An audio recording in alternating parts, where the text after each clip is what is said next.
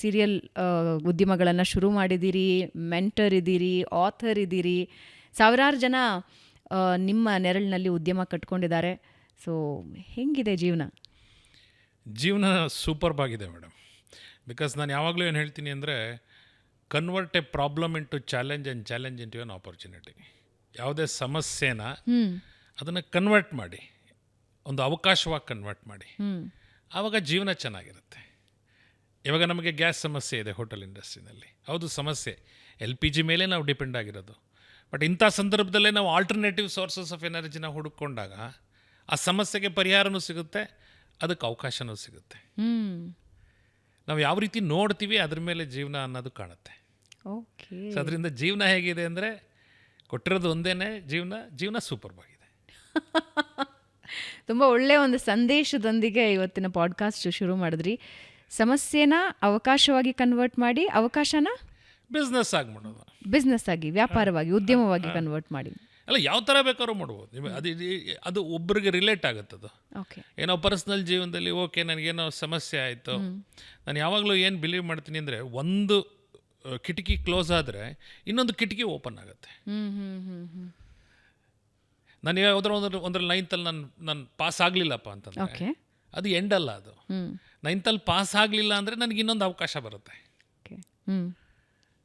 So ಹಾಗೆ ಅದು ನಮ್ಮ ಪರ್ಸ್ನಲ್ ಜೀವನಕ್ಕೂ, ವೈಯಕ್ತಿಕ ಜೀವನಕ್ಕೂ ಆಗ್ಬೋದು, ವ್ಯಾಪಾರದ ಜೀವನಕ್ಕೂ ಆಗ್ಬೋದು, ಒಂದು ಸಂಸ್ಥೆಯಲ್ಲಿ ಕೆಲಸ ಮಾಡ್ತಿರುವಂಥ ಜೀವನಕ್ಕೂ ಆಗ್ಬೋದು. ಕೆಲಸದಿಂದ ತೆಗೆದಾಕ್ಬಿಡ್ತಾರೆ, ಆವಾಗ ಏನು ವಿಂಡೋ ಆ ಒಂದು ಕಿಟಕಿ ಕ್ಲೋಸ್ ಆಯಿತು, ಇನ್ನೊಂದು ಕಿಟಕಿ ಹೊರ ಪ್ರಪಂಚ ತುಂಬ ಚೆನ್ನಾಗಿರುತ್ತಲ್ಲ, ಯಾವುದೋ ಅವಕಾಶ ನಮಗೆ ಕಾಯ್ತಾ ಇರುತ್ತೆ, ಅದರಿಂದ ಇಲ್ಲಿ ನಮಗೆ ಕೆಲಸ ಹೋಯಿತು. ನನಗೆ ಇತ್ತೀಚೆಗೆ ಒಂದು ಆರ್ಟಿಕಲ್ ಓದಿದ್ದೆ. ಒಂದು ಇಂಟರ್ನ್ಯಾಷನಲ್ ಕಂಪನಿಯಿಂದ ಒಬ್ಬ ವ್ಯಕ್ತಿನ ಕೆಲಸದಿಂದ ತೆಗೆದು ಬಿಡ್ತಾರೆ. ಅವರೊಂದು 5,000 ಕೋಟಿ ಉದ್ಯಮನ ಶುರು ಮಾಡಿಬಿಡ್ತಾರೆ. ಹೌದು ಮೇಡಮ್, ಅನೇಕ ನಿದರ್ಶನಗಳಿದೆ. ಬ್ಯೂಟಿಫುಲ್ ಒಂದು ಬ್ಯೂಟಿಫುಲ್ ಸಂದೇಶದ ಜೊತೆ ಇವತ್ತಿನ ಕಾರ್ಯಕ್ರಮ, ಇವತ್ತಿನ ಪಾಡ್ಕಾಸ್ಟ್ನ ನೀವು ಆರಂಭಿಸಿದ್ರಿ. ಸೋಲು ಗೆಲುವು ಜೀವನದ ಲೆಕ್ಕಾಚಾರ ಇದ್ದೇ ಇರುತ್ತೆ. ಯಾವಾಗಲೂ ಸೋತವರು ಗೆಲ್ಲಬೇಕು, ಗೆಲ್ಲೋರು ಸೋಲ್ಲೇಬೇಕು. ಒಂದು ಸಲ ಸೋಲಿನ ರುಚಿ ಕಂಡ ಮೇಲೆ ಮತ್ತೆ ಗೆಲುವು ಸಿಗತ್ತೆ. ಆದರೆ ಪ್ರಮೋದ್ ಅವರು ಆರಂಭದಲ್ಲಿ ಬಹಳ ಸೋಲು ಕಂಡವರು. ಹೆಂಗೆ ಈ ಮೈಂಡ್ಸೆಟ್ಟಿಗೆ ಬರೋದಕ್ಕೆ ಎಷ್ಟು ಸಮಯ ಬೇಕಾಯಿತು ನಿಮಗೆ? ಸೋಲು ಅಂದರೆ ಏನು? ನನ್ನ ಡೆಫಿನೇಷನ್ ಆಫ್ ಸೋಲು ಅಂತಂದರೆ, ಅಥವಾ ನೀವು ಫೇಲ್ಯೂರ್ ಅಂತಂದರೆ, ನನ್ನ ಡೆಫಿನೇಷನ್ ಆಫ್ ಸೋಲು ಉದ್ಯಮದಲ್ಲಿ ಏನಂತಂದರೆ, ಅದೊಂದು ಎಕ್ಸ್ಪೆರಿಮೆಂಟ್. ನಾವೊಂದು ಎಕ್ಸ್ಪೆರಿಮೆಂಟ್ ಮಾಡ್ತಾಯಿದ್ದೀವಿ. ಓಕೆ. ಎಕ್ಸ್ಪೆರಿಮೆಂಟ್ ಮಾಡಿದಾಗ ಎಲ್ಲ ಎಕ್ಸ್ಪೆರಿಮೆಂಟಲ್ಲೂ ಇದೇ ರೀತಿ ನಮಗೆ ಫಲಿತಾಂಶ ಬರಬೇಕು ಅಂತ ನಮಗೇನು ಗೊತ್ತಿಲ್ಲ. ಆದರೆ ಆ ಪ್ರಯೋಗ ಮಾಡುವಂತಹ ಮನಸ್ಥಿತಿ ನನ್ನಲ್ಲಿದೆಯಾ? ಇವತ್ತು ಪ್ರಯೋಗ ಮಾಡಿದೆ, ಆ ಪ್ರಯೋಗದಿಂದ ನನಗೆ ಈ ರೀತಿಯ ಫಲಿತಾಂಶ ಬಂತು. ಫಲಿತಾಂಶ ಹೇಗಿದೆ? ಓಕೆ, ಫಲಿತಾಂಶದ ಗುಣಮಟ್ಟ ಈ ರೀತಿ ಇದೆ. ನಾಳೆ ದಿನ ಇನ್ನೊಂದು ಪ್ರಯೋಗ ಮಾಡಿದೆ, ಫಲಿತಾಂಶದ ಗುಣಮಟ್ಟ ಇನ್ನೊಂದು ರೀತಿ ಇದೆ.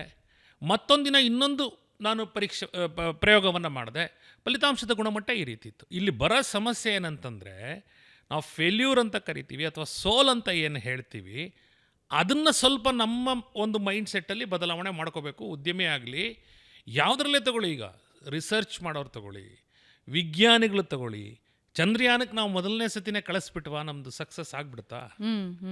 ಆದರೆ ಮಾಡುವಂಥ ಪ್ರಯೋಗ ನಿಲ್ಲಿಲ್ವಲ್ಲ. ಹೌದು. ನಾನು ಯಾವಾಗಲೂ ಹೇಳೋದು, ಉದ್ಯಮ ಶುರು ಮಾಡೋರಿಗಾಗಲಿ, ಉದ್ಯಮ ಮಾಡ್ತಿರೋರಿಗಾಗಲಿ, ಸಕ್ಸಸ್ ಆಗಿರೋರಾಗಲಿ, ಆ ಡೆಫಿನಿಷನ್ ಆಫ್ ಸೋಲು ಏನು? ಡೆಫಿನಿಷನ್ ಆಫ್ ಸೋಲು ನನ್ನ ಪ್ರಕಾರ ನನಗೇನೆಂದರೆ, ಅದು ಒಂದು ಪ್ರಯೋಗ. ಈ ಪ್ರಯೋಗ ಮಾಡಿರುವುದರಿಂದ ನನಗೆ ಈ ಫಲಿತಾಂಶ ಬಂದಿದೆ ಅಷ್ಟೇ. But is it that easy Pramod ಅವರೇ? ಜೀವನದಲ್ಲಿ ಅಷ್ಟು ಸುಲಭವಾಗಿ ಎಲ್ಲ ಸಿಕ್ಬಿಟ್ಟಿದ್ದಿದ್ರೆ, ಅಥವಾ ಜೀವನ ಇಷ್ಟು ಈಸಿಯಾಗಿ ಎಲ್ಲರೂ ಅರ್ಥ ಮಾಡ್ಕೊಂಡ್ಬಿಟ್ಟಿದ್ರೆ, ಓ ವಾವ್ ಅನಿಸಿರೋದು. ಕೆಲವೊಂದು ಸಲ ಏನಾಗುತ್ತೆ ಅಂದರೆ, ಜೀವನ ಪಣಕ್ಕಿಟ್ಟಿರ್ತಾರೆ, ತಮ್ಮ ಜವಾಬ್ದಾರಿಗಳನ್ನು ಬದಿಗಿಟ್ಬಿಟ್ಟು ಎಕ್ಸ್ಪೆರಿಮೆಂಟ್ ಮಾಡಿರ್ತಾರೆ. What you call as experiment, ಪ್ರಯೋಗ ಅಂತಲೇ ತೆಗೆದುಕೊಂಡಾಗ ಅಲ್ಲಿ ಸೋಲು ಬರುತ್ತೆ. ಬಹಳಷ್ಟು ಮೇಧಾವಿಗಳು ಹೇಳೋದು, ಸೋಲು ಮುಂದಿನ ಯಶಸ್ಸಿನ ಸೋಪಾನ ಅಂತ, ಯಶಸ್ಸಿನ ಮೊದಲ ಹೆಜ್ಜೆಯೇ ಸೋಲು ಅಂತ. ಬಟ್ ಅದ್ರ ಜೊತೆಗೆ ಮೊನ್ನೆ ನಾನೊಂದು ಸಾಲು ಕೇಳ್ತಾ ಇದ್ದೆ, ಬೇಗ ಫೇಲ್ ಆಗಿ ನೀವು, ಸೊ ದಟ್ ಯಶಸ್ಸು ಬೇಗ ಸಿಗುತ್ತೆ ನಿಮಗೆ ಅಂತ. The more you fail the more you learn ಅಂತ. ಬಟ್ ಅದು ಪ್ರಾಕ್ಟಿಕಲಿ ಅಷ್ಟು ಅಡಾಪ್ಟಬಲ್ಲ? ಇದು ಪ್ರಾಕ್ಟಿಕಲಿ ಅಡಾಪ್ಟಬಲ್ ಅನ್ನೋದಕ್ಕೆ ನಾನು ನನ್ನ ನಿದರ್ಶನವನ್ನು ಎಕ್ಸಾಂಪಲ್ನ ಕೊಡ್ಬೋದಾ? ಬ್ಯೂಟಿಫುಲಿ.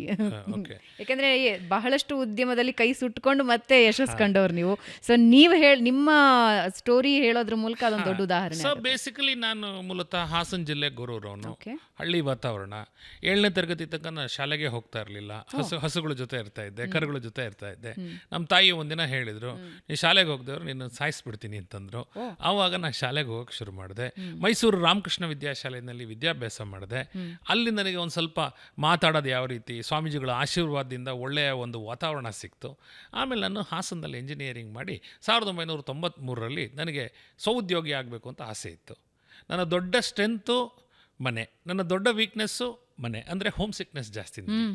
ಹಾಗಾಗಿ 1993ರಲ್ಲಿ ಹಾಸನದಲ್ಲಿ ನಾನು ಆಟೋಮೊಬೈಲ್ ಸ್ಪೇರ್ ಪಾರ್ಟ್ ಅಂಗಡಿ ಮಾಡಿದೆ. ಓಕೆ. ಎಲೆಕ್ಟ್ರಾನಿಕ್ಸ್ ಓದಿದ್ದು, ಮಾಡಿದ ಆಟೋಮೊಬೈಲ್ ಸ್ಪೇರ್ ಪಾರ್ಟ್ಸು. ನಮ್ಮ ತಂದೆ 9 ಲಕ್ಷ ಹಣ ಕೊಟ್ಟರು. ಒರಿಜಿನಲ್ ಆಟೋಮೊಬೈಲ್ ಸ್ಪೇರ್ ಪಾರ್ಟ್ಸ್ ಅಂಗಡಿ ಶುರು ಮಾಡಿದೆ. ಓಕೆ. ನನಗೆ ಯಾಕೋ ಆ ವ್ಯಾಪಾರ ಇಷ್ಟ ಆಗಲಿಲ್ಲ. ನನಗೆ ವ್ಯಾಪಾರದಲ್ಲಿ ಅನುಭವ ಇತ್ತಿರಲಿಲ್ಲ. ವ್ಯಾಪಾರ ಶುರು ಮಾಡಿದೆ. ವ್ಯಾಪಾರ ಶುರು ಮಾಡಿದ್ರೆ ನನಗೆ ವ್ಯಾಪಾರ ಇಷ್ಟ ಆಗಲಿಲ್ಲ. ಅಂದರೆ ನಾನು ಆ ವ್ಯಾಪಾರ ಕೆಟ್ಟದು ಅಂತ ಹೇಳ್ತಾ ಇಲ್ಲ, ಅದರಲ್ಲಿರುವಂತಹ ಎಕೋಸಿಸ್ಟಮ್ಮು ನನಗೆ ಇಷ್ಟ ಆಗಲಿಲ್ಲ. ಇಷ್ಟ ಆಗದೆ ಇದ್ದಾಗ ವ್ಯಾಪಾರ ಕ್ಲೋಸ್ ಮಾಡಬೇಕು ಅಂತ ತೀರ್ಮಾನ ಮಾಡಿದೆ. ಆಮೇಲೆ ಅರ್ಥ ಆಯಿತು ಜೀವನದಲ್ಲಿ, closing a business is tougher then opening a business. ಒಂದೊಂದು ಸ್ಪೇರ್ನ ಬಂದು JC ರೋಡಲ್ಲಿ ವಾಪಸ್ ಕೇಳಿದೆ, ತಗೊಳ್ತೀರಾ ನೀವು ಅಂತ.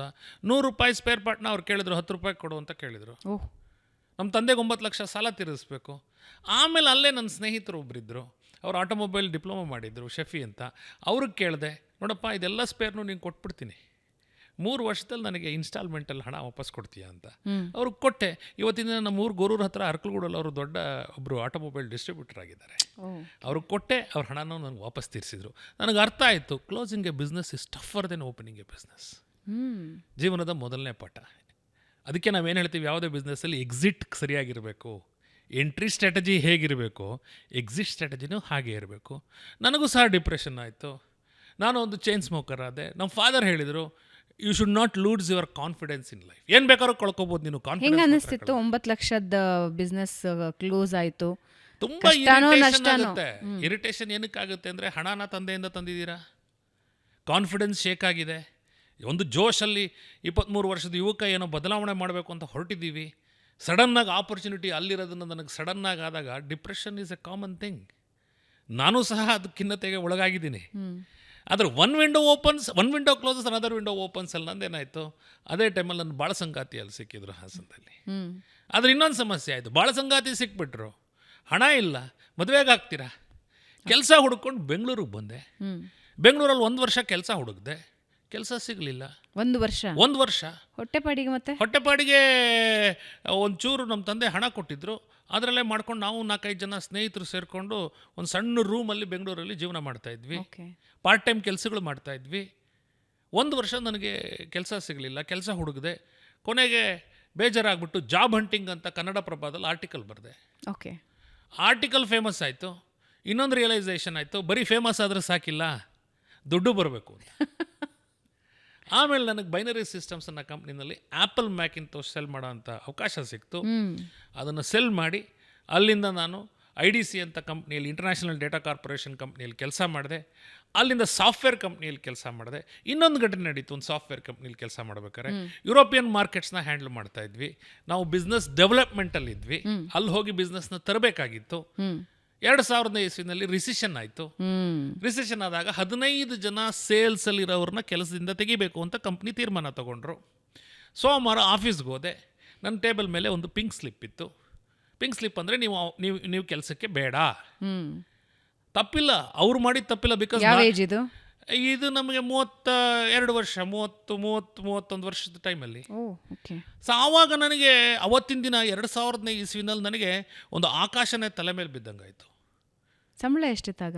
ಸಂಬಳ ನಮಗೆ ಒಂದು close to 75,000 to 1 lakh. Because ನಮ್ಗೆ ಏನಾಗುತ್ತೆ, ಬಿಸ್ನೆಸ್ ಡೆವಲಪ್ಮೆಂಟ್ ಅವ್ರಿಗೆ ವ್ಯಾಪಾರ ನಾವು ತರೋದ್ರಿಂದ ನಮ್ಗೆ ಹಣ ಜಾಸ್ತಿ ಕೊಡ್ತಾರೆ, ಎಕ್ಸ್ಪೆಕ್ಟೇಷನು ಹಾಗೆ ಇರುತ್ತೆ. ಸೊ ಒಂದ್ಸಲ ನೀವು ಹಣ ತಗೊಳಕ್ ಶುರು ಮಾಡಿದ್ಮೇಲೆ ಲೈಫ್ ಸ್ಟೈಲ್ಗೂ ಅಲ್ಲಿಗೆ ಬಂದ್ಬಿಟ್ಟಿರುತ್ತೆ. ಲೈಫ್ ಸ್ಟೈಲು ಬಂದಿರುತ್ತೆ, ನಮ್ಮ ಥಾಟ್ ಪ್ರೊಸೆಸ್ಸು ಅಲ್ಲಿಗೆ ಬಂದಿರುತ್ತೆ. ಅದೆಲ್ಲದಕ್ಕಿಂತ ಮುಖ್ಯವಾಗಿ ನಮ್ಮ ಭಾರತದಲ್ಲಿ ಏನಂದರೆ ಸೊಸೈಟಿ, ನಮಗೆ ಸಮಸ್ಯೆ ಆಗೋದೇನೆಂದರೆ, ಒಂದು ಫಂಕ್ಷನ್ಗೆ ಹೋಗ್ತೀವಿ, ಕೇಳ್ತಾರೆ ಏನು ಮಾಡ್ತಿದೀಯಾ ಅಂತ ಕೇಳ್ತಾರೆ.